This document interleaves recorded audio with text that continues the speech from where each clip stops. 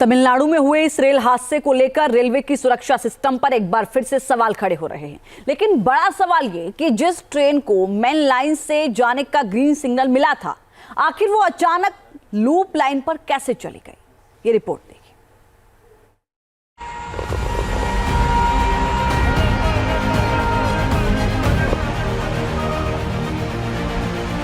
मालगाड़ी भी वहीं खड़ी थी जहां उसे खड़े होने के लिए बोला गया था। सिग्नल भी फेल नहीं हुआ, तो सवाल यह है कि एक्सीडेंट हुआ कैसे? आखिर Mysore Darbhanga express main line से लूप लाइन में कैसे चली गई? आखिर ये गलती हुई कहां? क्या ये गलती अनजाने में हुई या फिर किसी साजिश के तहत? पूरी कहानी तफसील से समझने से पहले आप हादसे की खौफनाक तस्वीरें देखिए। ये समझिए कि हादसा कितना भयानक था।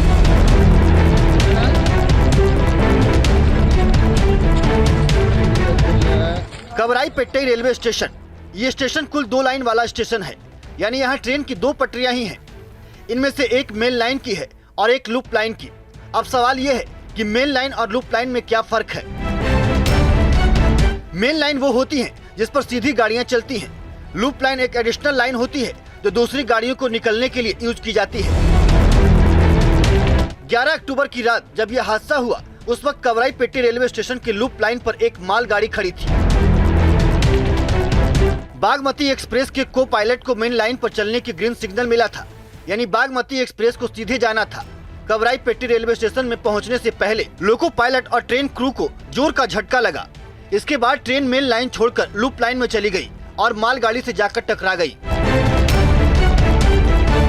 इस रूट पर ट्रेन की अधिकतम स्पीड 130 किलोमीटर है। शुरुआती जांच से पता चला है कि हादसे के वक्त बागमती एक्सप्रेस 75 किलोमीटर प्रति घंटे की रफ्तार से जा रही थी, यानी ड्राइवर तेज गति से गाड़ी नहीं चला रहा था। बागमती एक्सप्रेस को लूप लाइन पर किसने भेजा? ये किसकी गलती है? कौन सी पटरी पर कौन सी ट्रेन दौड़ेगी, इसका फैसला कौन करता है? इसको कंट्रोल कौन करता है? तो चलिए इसे भी समझने की कोशिश करते हैं। देश भर में फैले करीब 1,20,000 किलोमीटर के रेल ट्रैक पर बिजली का एक वायर लगा होता है। इस वायर में करंट तो होता है, लेकिन बेहद कम वोल्टेज का। इसी वायर के चलते देश के हर स्टेशन पर स्टेशन मास्टर को पता चलता है कि उस वक्त किस खास दूरी पर पटरी पर कुल कितनी ट्रेनें चल रही हैं, उन ट्रेनों के बीच कितना गैप है। ये सब कुछ स्टेशन मास्टर लाइव देख रहा होता है।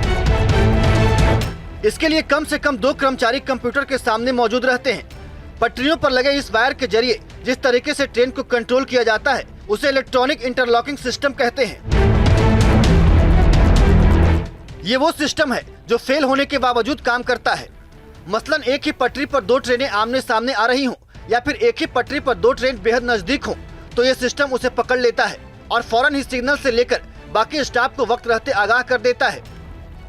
अगर मान लें कि सिस्टम की चेतावनी के बावजूद कर्मचारी उस पर ध्यान नहीं देता है, तो भी हादसा नहीं हो सकता, क्योंकि ऐसी किसी भी गलती को पकड़ने के साथ ही इलेक्ट्रॉनिक इंटरलॉकिंग सिस्टम फौरन इस सिग्नल को रेड कर देता है। इतना ही नहीं, वो गाड़ी की रफ्तार भी रोक देता है। अब ये जांच का विषय है कि जब बागमती एक्सप्रेस के को पायलट को मेन लाइन पर चलने का ग्रीन सिग्नल मिला था, तो गाड़ी लूप लाइन में कैसे पहुंच गई? Team news nation. News nation अब व्हाट्सएप पर खबरों की ताजा अपडेट के लिए न्यूज नेशन के इस QR कोड को स्कैन करें।